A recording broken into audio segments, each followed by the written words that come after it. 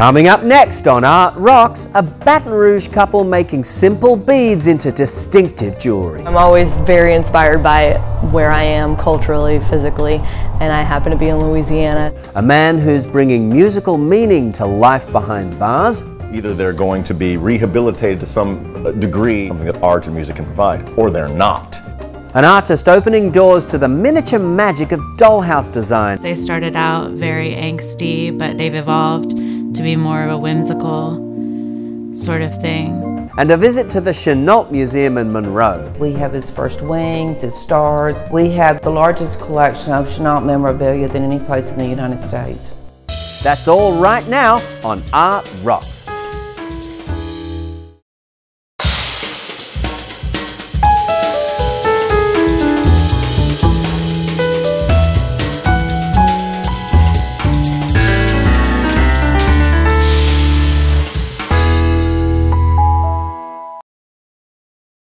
Art Rocks is made possible by the Foundation for Excellence in Louisiana Public Broadcasting and by viewers like you. Hello, and thank you for joining us for Art Rocks with me, James Fox Smith of Country Roads Magazine. Let's start in the studio of the Baton Rouge woman behind a thriving jewelry business. For Madeline Ellis, sales have gotten so good, her husband Dawson has come on board as partner too. Meet Madeline and Dawson Ellis, the owners of Mimosa, a jewelry-making business in Baton Rouge, Louisiana.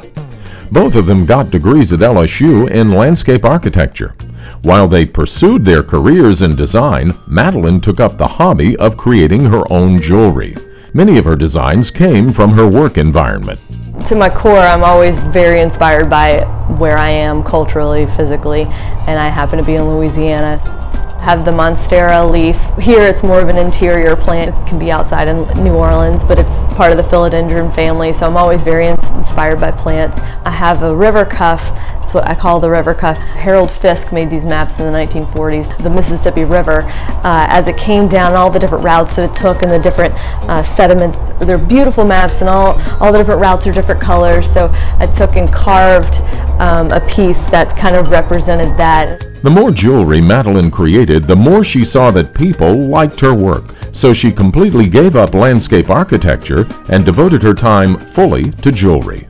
The artist soon discovered that her background in design was helpful in her new career.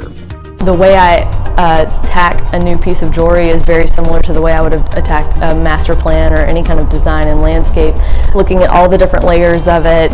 So when I communicate on a custom piece with a customer, it's almost exactly, and it's kind of crazy, how I would do a consultation for a landscape design. I want to get to know your story. I want to know what is driving you to get me to design something for you. Same thing I would have done to create a space specifically for them. As the demand for her jewelry increased, Madeline had trouble keeping up. That's when her husband decided it was time to join her full-time.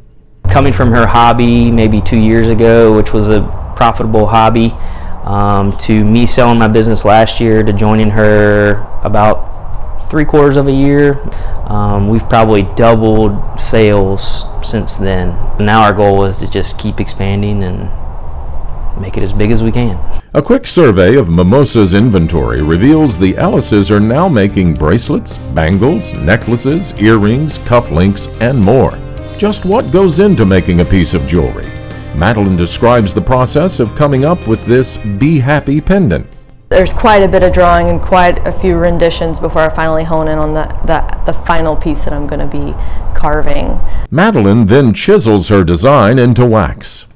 It's a really plastic kind of wax, so you have to carve it with like a Dremel tool type thing or X-Acto knife. There are different tools to use for it, but it's very hard. It's Dawson's job to convert the wax carving into metal.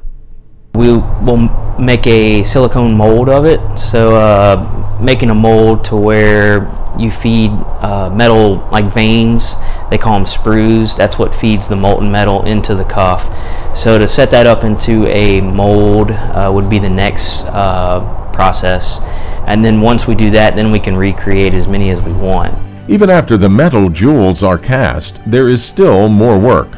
The polishing and the grinding and cutting the sprues loose, and the finished product is probably, I'd say, in each one's an hour, I guess, once you start to finish, but you're also doing hundreds of them at the same time.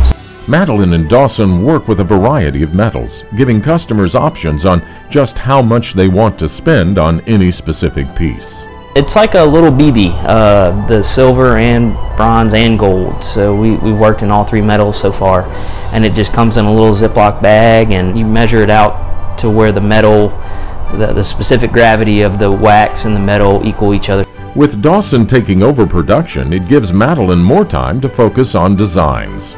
I love highlighting things that people don't necessarily see as unique to Louisiana. I work with Cane River Pecan Company. The owner sifted through thousands of pecans to find the perfect pecan for me to take a mold of, and we took an actual mold of that pecan and created some jewelry from that.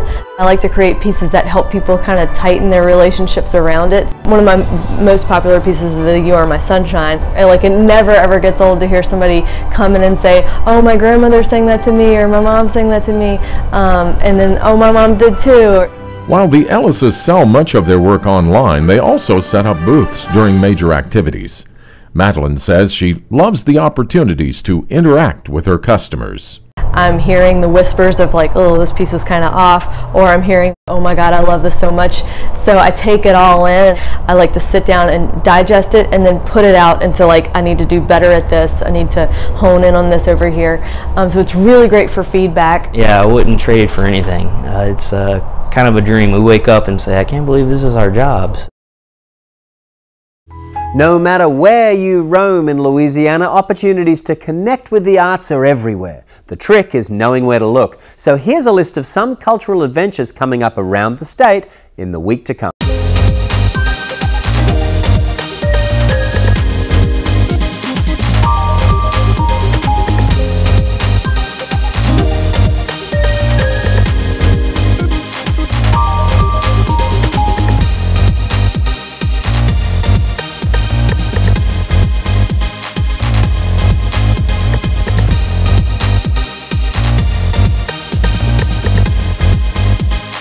To learn more about these and other events in Louisiana, visit lpb.org/artrocks or pick up a free copy of Country Roads magazine.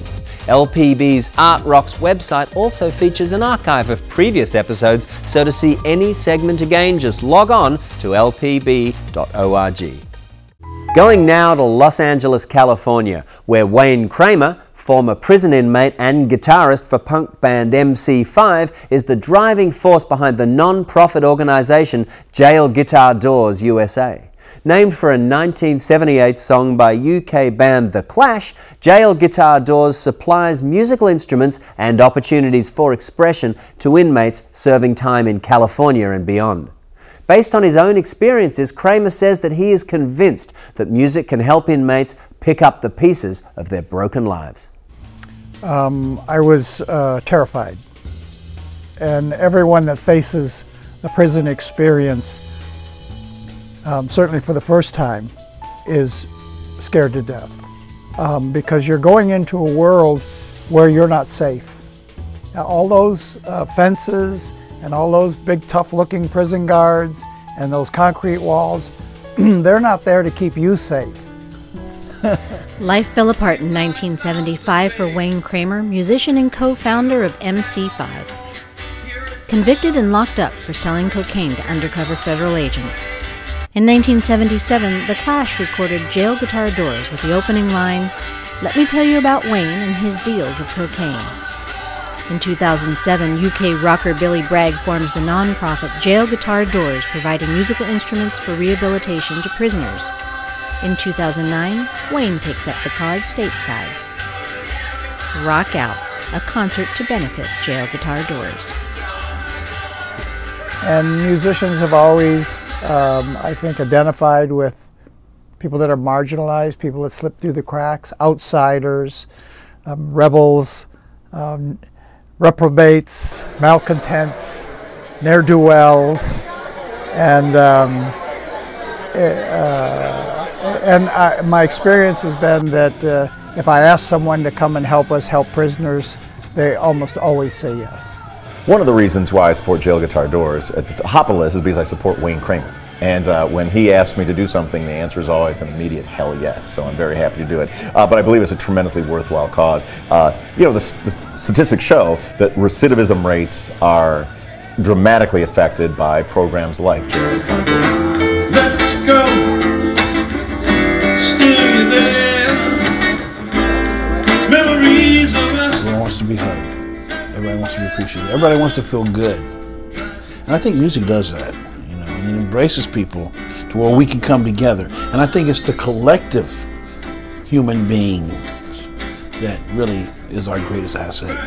You know, not defined by color or race or creed or anything like that. And as cliche as it sounds, that's what music does.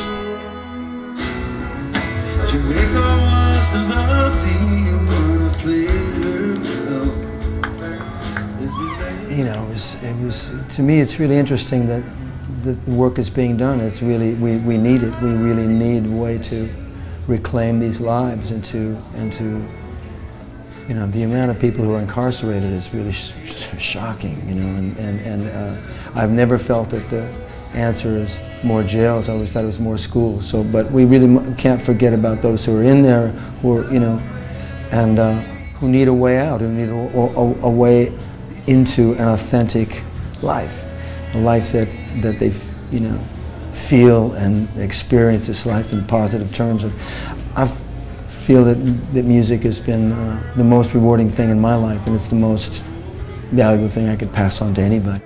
The guitars aren't gifts. We don't give them as gifts. The guitars represent a challenge. If you accept these guitars, then you're accepting the challenge to use them, to find a new way to express yourself, a positive way to say this is who I am in the world, to send a message to the world about maybe how you got there, what you can do to make sure you never come back, a way to process your problems, a new way to process your problems. When they get out of jail, they're going to be your neighbors. They're going to be out in the world, and either they're going to be rehabilitated to some degree and have avenues to express complicated and often mixed feelings, something that art and music can provide, or they're not. I would love to see them have that opportunity. And all you have to look at, you know who one of those people was, one of those desperate criminals who, you know, at the bottom rungs of society was Wayne Kramer. And music saved his life, and now he's trying to extend a hand to others, help save their lives with the gift of music. I'd put it somewhere at 10% of the prison population, maybe 15%, that we won't reach. We won't get through to them. They're knuckleheads. We will not, they're not interested. And they may have grave mental and emotional difficulties on top of that. But that leaves 85% of the 2.3 million people that, if given the tools, would change for the better, that don't want to be in prison, that want to come home, that want to participate in life. If we don't help them change for the better while they're in custody, they will most certainly change for the worse. I really admire what Wayne and Billy Bragg have started here, and I would do it any time they invited me.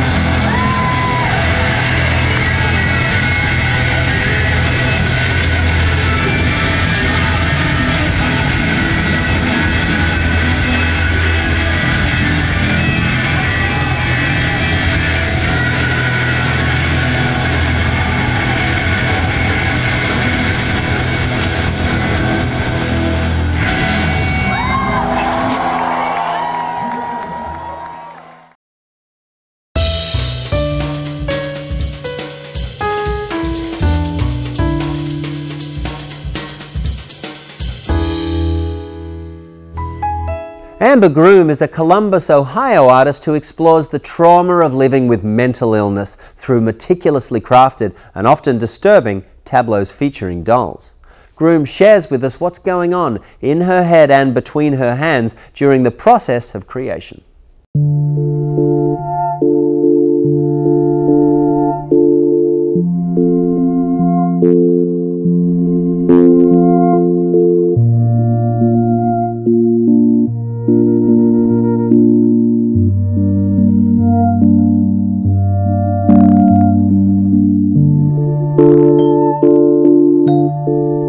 I feel like they're kind of beautiful, yet grotesque in a lot of ways. They started out very angsty, but they've evolved to be more of a whimsical sort of thing. They display a wide array of human emotions. They are a bit dark. A lot of people find them creepy. That I don't mind.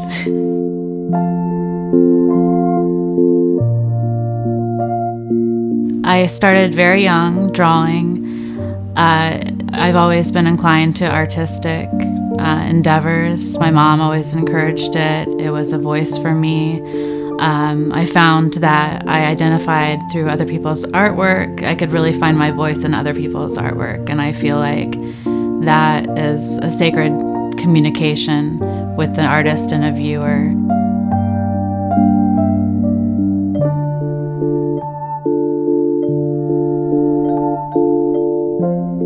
I start out by sculpting the head, put together the body. It's all formed around a toothpick.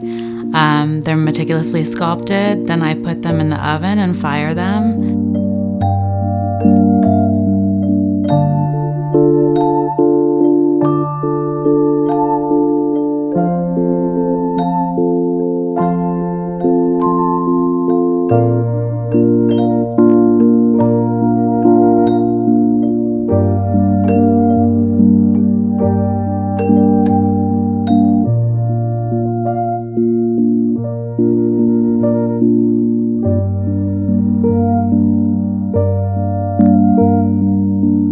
Then I use an assortment of lace remnants and little objects, found objects that I use for all to come together in detail.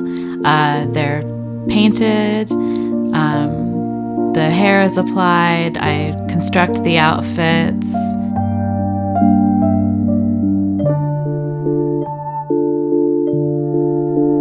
I think that the act of doing them is very ritualistic for me. It is very calming and soothing to get involved in the detail. It acts almost as a catharsis in a lot of ways for some of the emotions that I'm bringing up and showing and portraying in the dolls.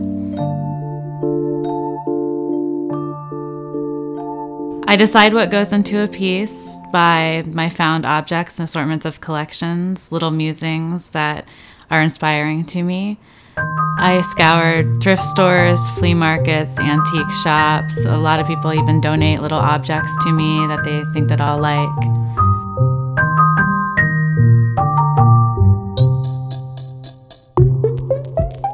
I really like to indulge in my aesthetic, so a lot of the things that you see around me are collected through antique shops and whatnot. It's very important for me to surround myself with inspiring objects. I'm represented by the Lindsay Gallery. It's a wonderful gallery. They represent folk art and outsider art. It's my home base. I feel very comfortable there. I enjoy the other artists that are shown there. Duff Lindsay is an incredible representative for my work. I first brought it to him probably about 6 years ago, and he immediately saw value in them and had faith in the artwork. So I'm very happy to be there. I enjoy showing the artwork and identifying with other people. I've had a lot of women that particularly identify with the work that have even come to me in tears, expressing, and that's the most amazing thing to me, to be able to touch someone like that with the artwork. That would be the reason why I do it the most and why I enjoy it the most. Back to Louisiana now, where local folks have joined forces with citizens of China to preserve the legacy of General Claire Chennault, who was instrumental in helping the Chinese defend themselves against Japanese attack during World War II. In today's Louisiana Treasures segment, we visit the Chennault Military Museum in Monroe to see how art and memorabilia are being used to preserve the legacy of the leader of the Flying Tigers, who called Louisiana home. Our museum is very unique in the fact that we don't honor the wars themselves, but we honor the people that served in the wars. So we have all wars from World War I through Iraqi freedom, and we have the story of the people and the servicemen that served. And so it's very meaningful to us because I tell people our museum is about the past, the present, and the future. We're about the past because we honor our past and the great history of this country. We're about the present because we work very hard with some of the issues that our military guys are coming home with today and from Iraq and Afghanistan. And also we're about the future because one of the most important aspects of what we do here at the museum is to educate our children. Our children are not being really taught history in the schools. So we feel like without this, that they're not going to know the history, they're not going to know their heritage, and one day it's going to be up to them to fight for our freedom or we're not going to stay free. Every exhibit we have here has a name and a face to it. So that actually lets people get involved with the people that served. And we go through here all the time, we see people with tears in their eyes. About 95% of our exhibits are about people from Northeast Louisiana. So it really gives us a great pride and sense of heritage. And you know, these kids that come through here, they see these uniforms, they see these faces, and they can't help but think, these men are special. They did something special. They contributed to my life that I have now. We're really proud of the fact that we have over 11,000 artifacts on display, and we have some very rare artifacts that you won't find in other places. And we have guns, the weaponry that we have that people have donated to the museum. The men really enjoy the weapons. We have something for everybody in the fact that we have the clothing and everything else that caters to the women. So we feel like everybody that comes to the museum will find something that they appreciate. Headed out to Colorado now to meet a man who has been building custom carved wooden doors for 35 years. Denny Ibbetson's doors are not only practical, they are also frequently symbolic. The artist shares the inspiration and the world that exists behind these unique doors. Well, I'm one of the last master wood carvers left in America. What I'm doing is 10,000 years old. Bas relief is carving on a flat surface where sculpture is carved on a round surface. I carve entry doors for log homes and beam and timber homes, which is my specialty. I also carve mantles and headboards and wall hangings and valances over windows. I carve North American mammals and wildlife scenes, and also I carve Southwest Indian doors, and I show the beauty in nature. I have this connectedness to a source, that the source moves my arms and I just go with it. I suffered a very severe traumatic brain injury. I died in Flight for Life. It took me 6 months to talk, to learn to talk, and 8 months to laugh. I find my inspiration waking up in the morning and being alive. I'm carving shamans, I'm carving Mayan angels. I'm in a supernatural realm, and I believe dying has given me a vision that has no limits. This is my creative genius, but I'm self-taught. I don't know what it's going to look like until it's done, because my work takes hundreds and hundreds and hundreds of hours, and you need patience to do something as magnificent as what I do. This is my newest carving. It took all last summer, 3 months. He's a Mayan child angel with animals of the rainforest. Her eyes, all the eyes are inlaid turquoise. This is stained glass. So all my furniture I built, and everything is carved. My home is a wood carving museum. My greatest compliment of a friend, my home is a visual orgasm. That works for me. My greatest joy in the world, someone comes up and they touch it. Because there's a magic, there's a feeling of hand carved. It's all hand carved. And no machine can produce that. Only this and this and this. I believe every artist has a duty to be outspoken and be a rebel. The hardest thing to carve is action. So anytime I can incorporate action, it's spectacular. My clients know that I'm a unique individual and they know I love what I do. So therefore they know whatever they're going to get is one of a kind, the only one on the planet that I never carved the same carving twice. How boring would that be? I'm not boring.